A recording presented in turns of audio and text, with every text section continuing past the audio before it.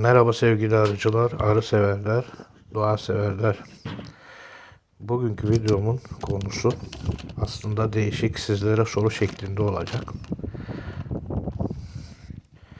Yeni çok güzel çekimler yaptım. Özellikle tek çerçeveli ve iki çerçeveli önümüzdeki sezonun arılarını şimdiden hazırlamak için benim her zaman yaptığım ve sizlere de şiddetle tavsiye ettiğim sistem gerçekten de çok güzel bir sistem. Öncelikle bu sistemde her zamanki gibi ben genellikle transfer yöntemiyle anar üretiyorum ama siz bunu miller veyahut da janter sistemiyle de yapabilirsiniz. Bu çok da önemli değil. Şimdi burada anlatmak istediğim yani bir çerçeve arı, bazı arkadaşlar bunu duyunca hemen işte bir çerçeve bölme mi olurmuş gibi böyle serzenişte bulunanlar oluyor ama ben yıllardan beri tek çerçeve yaptığım arı bölmelerinden çok büyük başarılar elde ettim ve bunu her kişiye tavsiye ediyorum. Bunu dilerseniz bu video sadece bu konuyu anlatmak değil ama yaptığım çekimleri hem görsel olarak hem de saat tarih, yani saat tarihi derken larva transferi ayın kaçında yapılmış, bölme ayın kaçında yapılmış, memeler ayın kaçında dağılmış gibi hem görselli hem de anlatım olarak ilerleyen videolarda anlatmamı istiyorsanız alta yorum atarak bu şekil bir videoyu hazırlayıp hazırlamamamı sizlerden gelen yorumlar belirleyecek. Tabii ki 3 çerçeveli, 4 çerçeveli bölmelerim de var. Yani o şekilde bölme yapıyorum ama hepsinin amacı ayrı. Tek çerçeve veyahut da iki çerçeve yaptığım bölmeler kesinlikle önümüzdeki sezonun bal arıları, bal bombalarını hazırlamak için yapılan bir bölme sistemidir. Arıcılık bence rastgele yapılacak bir meslek değildir. Arıcılık bana göre strateji, plan, program, proje ile sürdürülebilir olur. Yoksa ya yerinizde sayarsınız ya da bir yaptığınız işi iki kere yaparsınız. Şu an şurada gördüğünüz az önce izlediğiniz görüntü yani ana arı yüksüklerinden alınıp tek çerçeveli kolonilere verilmesi. Gördüğünüz bu yüksükler 13 yaşında. Peki bunların bölmelerini sizce kaç gün önce yapmışımdır? Bunun gibi sorular olacağı için o yüzden bu videoyu, yani bu görselleri tümünden yayınlamaya kalksam belki de bir saatlik bir video meydana çıkar. Ben de bunun böyle olmasını istemediğim için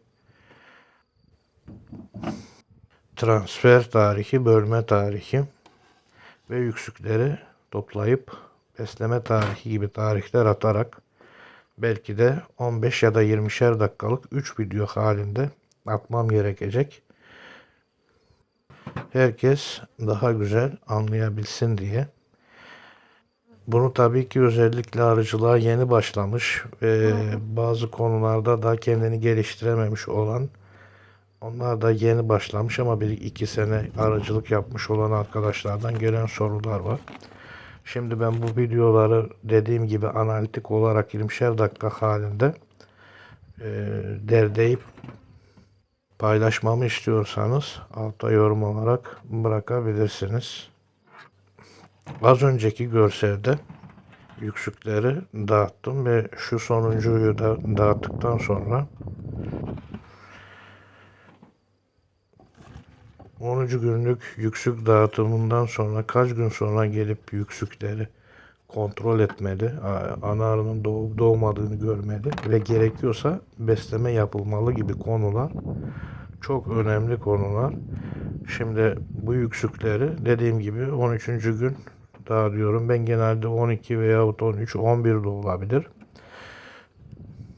Bu şekilde dağıtıyorum. Ayrıca 10 günden 10 günden yani 9 yaşında larva dağıtarsanız bu larvaları dağıtarken çok hassas olmalısınız.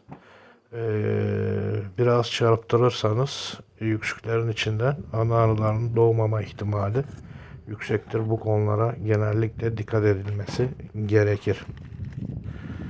Bir başka video konusu da, onu da videonun sonuna koyacağım görselini. Oğul, yani piyasada gezen bir sürü oğul önleme hikayesi var. Gerçekten de birisi birinden duymuş ama hiçbir işe yaramaz. Hatta arılığınızı bozacak, arılarınızı, bala giden arınızı bitirecek. Hatta arılarınızın anasız kalıp yalancılamasına sebep olacak metotlar anlatılıyor. Kesinlikle bunlara itibar etmeyin. Çünkü öyle bir şey olamaz. Mesela bunlardan bir tanesi ana arının kanadını keserek oğlu önlemek. Yok böyle bir dünya. Ana arının kanadını keserek asla oğlu önleyemezsiniz. Sadece 3-5 gün biraz zamanı uzatabilirsiniz. Bu konuda da bir tane video yapmamı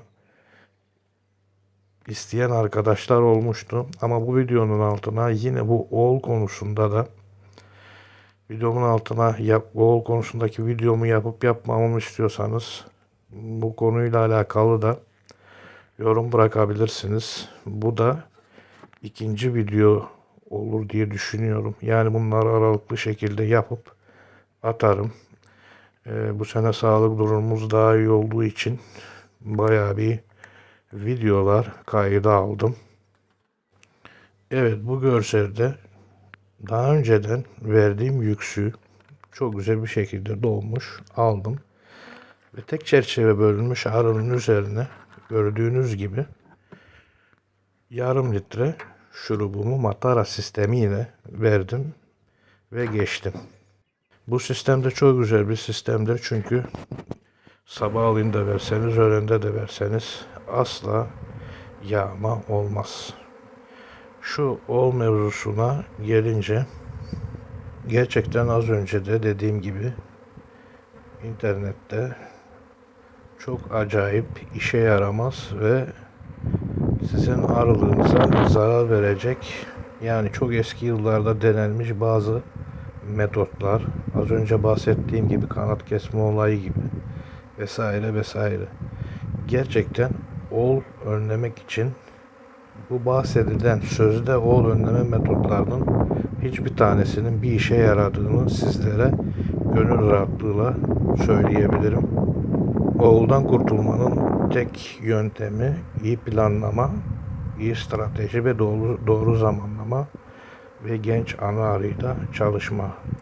Evet, yorumlarınızı ve beğenilerinizi bekliyorum. Yorumlarınız, beğenileriniz için aynı zamanda sizlere çok çok teşekkür ediyorum.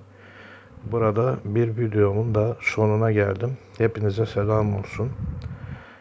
Hoşça kalın. Arılarla kalın, sağlıklı kalın, dost kalın, formda ve zinde kalın ki arılarınızı yetişebilirsiniz.